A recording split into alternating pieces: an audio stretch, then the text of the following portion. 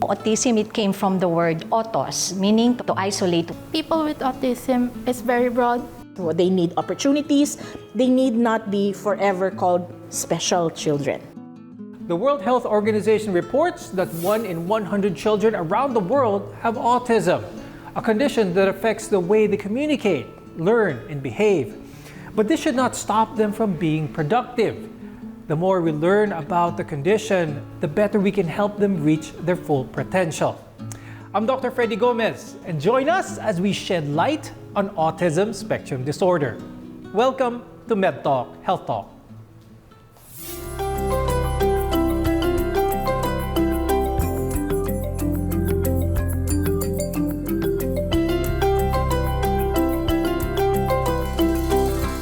Autism Spectrum Disorder is a lifelong condition, and awareness about this is what makes us an all-inclusive society. Now, to tell us more about this, let's welcome Dr. Florita Yambao de la Cruz, who's a neurodevelopmental pediatrician. We're also joined by Ms. Mona Magno-Veluz, who is the current national president of the Autism Society of the Philippines.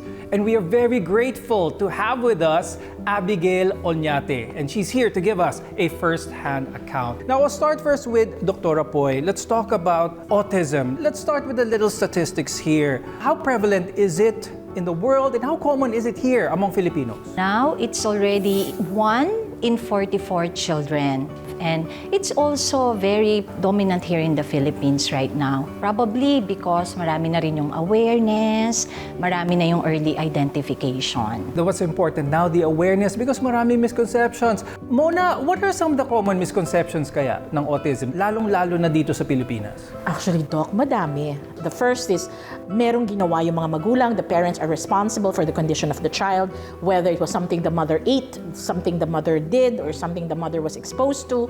Also, for individuals on the spectrum, because of prevalence in media, autism is now a favorite topic of a lot of shows and a lot of movies. There are certain pegs of characters that people automatically associate with autism without recognizing that autism is, like you said, a spectrum condition. Let's talk about that a little bit, Dr. Poy. What does it mean for a condition to be on a spectrum? The spectrum, it means it encompasses the whole lifespan of an individual. It's very broad, and the clinical manifestations and the signs and symptoms, they differ depending on the age of the patient. Okay, very good. Now, Abby, let's go to you. When it comes to a lot of misconceptions here, let's talk about first, where are you now? Are you working now, Abby? Yes, Okay, and what type of field of work do you do? analyzing data. Now, what are some of the challenges? What are some of the hard things that you face on a day-to-day which other people without autism might not be aware about? Sometimes I get sidetracked by not being focused. So focus is somewhat of a challenge. Does it happen with certain things, or does it happen on a regular basis? In some circumstances. How about your communication with other coworkers? How is that like? They're pretty professional and polite. And yes, they're very communicative. Now, Mona, for Abby's condition, is this typical for a lot of autistics? I think it is a universal experience. Let me put it that way. For us to have like a certain routine when we start work, or have us having difficulties with communicating with our coworkers, that happens to everyone, right? In the case of Abby, I do know that she is performing well in her job. Abby is one of our team members in the ASP Autism Works program. I see Abby's participation in the company as something that genuinely contributes to, you know, the performance and the pride of the team. And I really don't see their challenges as something that will stop that. In fact, what we have been able to do with our program and with our partners is really leverage on their strengths rather than focusing on their weaknesses. Dr. Poy, let's talk about first, for someone who has a child who may exhibit signs of autism early on, how difficult can it be for parents to be able to spot these certain nuances? Yes, it is usually challenging. I know Ms. Mona will agree with me because usually autism and the rest of the neurodevelopmental disorders, they occur, or the clinical manifestation, they manifest during the early childhood years. And during that time, it's very difficult to see the impairments that brings about the difficulties in terms of their daily function. Now, Dr. Poy, a lot of people may use the term autism and attention deficit hyperactive disorder in the same sentence. What's the difference? Do they coincide at certain levels? Yes. First, because they can coexist. I think that's where the confusion comes around, because autism, like any other neurodevelopmental disorders, can coexist with something else. And mainly the difference would lie in the criteria in achieving the diagnosis of which is which. For autism, it has two criteria, that is impairment in social communication or social interaction, and then impairment or persistence of repetitive interest, behavior. While ADHD, the core symptoms would be hyperactivity, impulsivity, and inattention. Now, how important is it, Mona, for people to be aware the certain distinctions, that there are differences? We understand the difficulty because autism, like other neurodevelopmental conditions, are invisible. It is really in the reaction of the individuals when they set certain myths around the condition, or when they treat the entire community in a certain way because of how they think of the condition. That is really the thing that we need to address. Essentially, what we advocate for is that we are like everyone else. They need love in their lives, they need support. Okay, that's very important to know, because autism typically is spotted early on in childhood, but it can be diagnosed as late as adulthood. So we'll talk more about that when we return here on MedTalk Health Talk.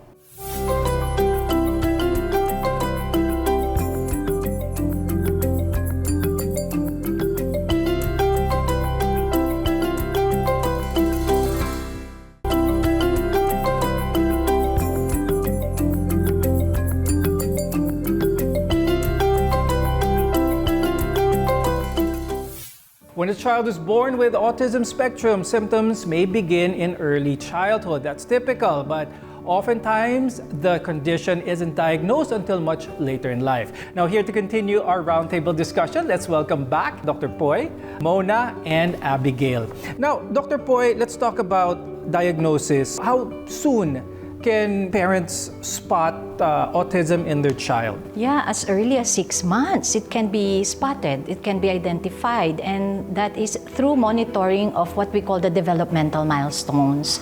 And we have these red flags that we have to take note if the kid is developing at par with age. Okay, let's talk about some of the cues which parents might pick up on, which might prompt a appointment with their developmental pediatrician. Yes, like at 6 to 9 months, dapat nakikipaglaro na sila. Dapat may balik na, no? If you talk to them, they talk back. They coo, they babble, they vocalize, and when you play with them, they play back with you. And usually you share the enjoyment, no, that you seek. So if at any age that is lacking, that can be considered an early flag for autism. Now, how important is it, Mona, for the diagnosis to be spotted early? Early diagnosis would make way for early intervention. And the earlier you provide support to your child, whether it's therapy, whether it's additional stimulation, that is important for the future so that they can address some of the symptoms that people see, and also for the child to have, I think, a more successful future. It helps them in school and eventually in the workplace. Can the symptoms of autism be very mild at first, that there is no actual clue or hint until later on in life, even when they're adults? Yes, they can. And that's why sometimes the parents would miss it, actually. If makita nila ang galing-galing ng kid, no, it masks the impairment. Until they grow old for quite some time, the difficulties in terms of achieving the developmental expectations per age, that's the time that they get to realize. Now, one of the aspects of autism is it's challenging to communicate with other people. Abigail, when it comes to eye contact with other people, is it difficult for you or is it normal? It can be difficult for me because when I communicate with people, I really don't immediately get what they want. Mona, it isn't really typical that anyone with autism cannot maintain eye contact. True, that is something that people assume. However, in our community, the way that we coach our children, really through any difficulty, is to have certain techniques. Like in that particular example, in my son, what I do is early on, we taught him that if eye contact is difficult, or as he says it was painful, focus on another part of the body, but keep your face in the general direction of that person. So it can be the throat, it can be the hair, it can be the tip of the nose rather than the eyes, but it would be in the general direction. So in a way that is masking, something that Abby is very great at. It helps mask the difficulty, but it is still there. Now, Abby, when it comes to someone having facial expressions, are you able to interpret that when someone tells a joke or maybe tries to break the ice with you with a joke? Do you get it right away? No, because they say that you get the reaction from people when they look you in the eye. And that's a difficulty for me because sometimes I cannot get what their facial expressions look like. If someone approaches you who isn't aware, they might be doing something that they feel is normal, but it's making you feel uncomfortable. What could be some of those things? It can probably like someone interrupts my routine. How important is routine for you? It makes me feel stable and focused on what I'm doing. Now, Dr. Poy, when it comes to those who are diagnosed with autism, does medical intervention, pharmaceuticals, have any role with autism? Yes. When it comes to comorbidities, they can co-occur with autism, and autism itself, it becomes more challenging.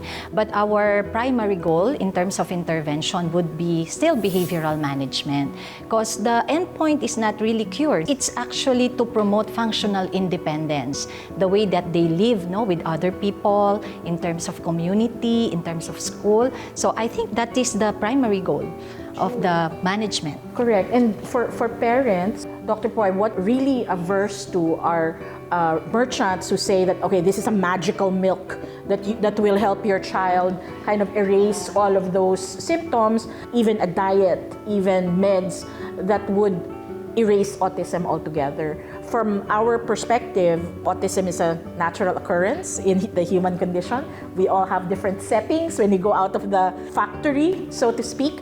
So we would rather talk about acceptance of how different we are, being accepting of the neurodiverse rather than addressing autism like an illness or a sickness that we have to rehab them from. You make a good point there, Mona, which I will touch on with Dr. Poy as a natural occurrence. Dr. Poy, there has been many misconceptions about the cause for autism.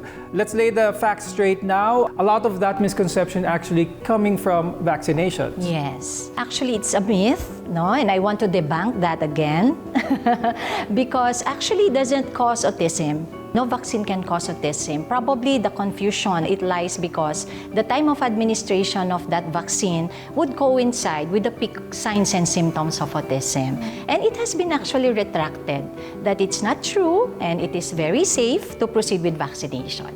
Now, for parents who may have questions about like you said, the milestones of their child, where should they go? What would be the first step? First step would be to validate oneself. Once you have a concern, do not disregard it. As a parent, as a caregiver, you have to validate yourself. Then you have to seek help. Huwag sarilinin. You have to seek help from professionals. We are here. We have family supports who offer this, and we can provide a lot of interventions, a lot of assessments, and a lot of support in terms of education, therapy, as well as inclusion in the community. Okay, that's very, very important. Now, understanding the needs of those with autism can go a long way in providing them with the support that they need. So more on this when we return. So keep it here on Med Talk, Health Talk.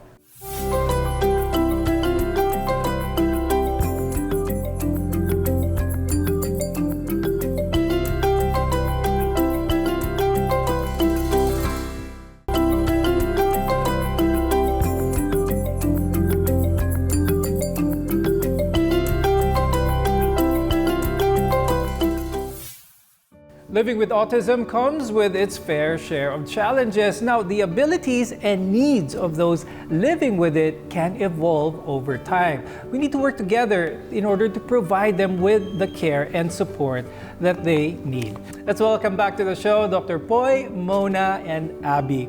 Now, let's talk about the support groups involved. How important is the Autism Society of the Philippines and support groups like that? Abby is level 1, needs at least support. Do support groups cater also to those level 1 or even up to level 3?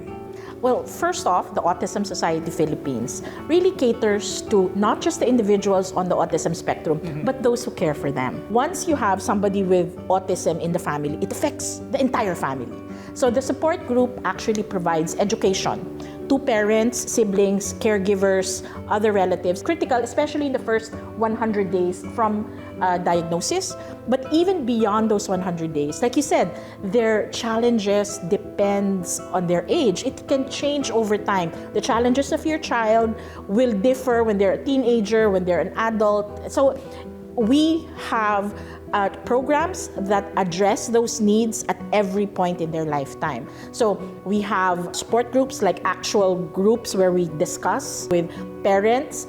We also have enrichment for kids. We also have employment assistance. And we have a lot of opportunities for individuals on the spectrum and those who care for them to advocate for our community with government and with the private sector. How important is having that continual support group? We give the kids or individuals with autism the opportunity to learn throughout the lifespan.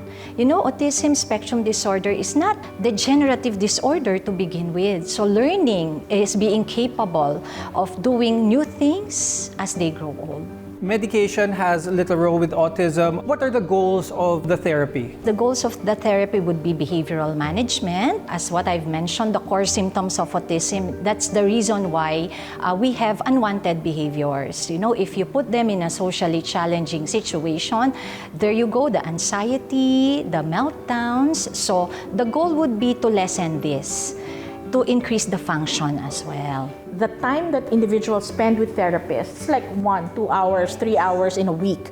But the family, they spend most of their time with the family, which is why the support groups are so important, because the support groups also have to be consistently doing what the therapists are doing in the spaces where they spend the most time at home. Is support groups also a good avenue for education, even for those without autism, or they just want to know more? Education is actually one of the major mandates of the Autism Society Philippines. We have monthly sensitivity training for organizations, for companies, for individuals, even students who are doing their term papers on autism. We're there to help.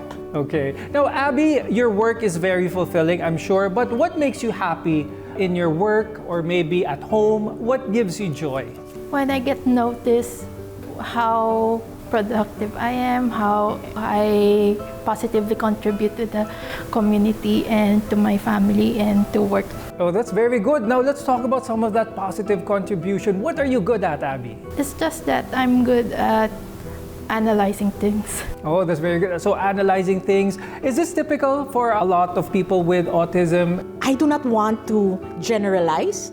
In fact, what I have seen is that the skills of the individual is really geared towards their interest. So Abby is very cerebral. She likes to analyze things. She likes to look at details. But another person may be all about art, maybe all about being free and all that. So it really depends on their interests. Dr. Poy, how can parents with children with autism, encourage their child, be there for their child without really stepping over that line by making them feel full of anxiety? First, we have to maintain an open communication. We have to treat them like anybody else.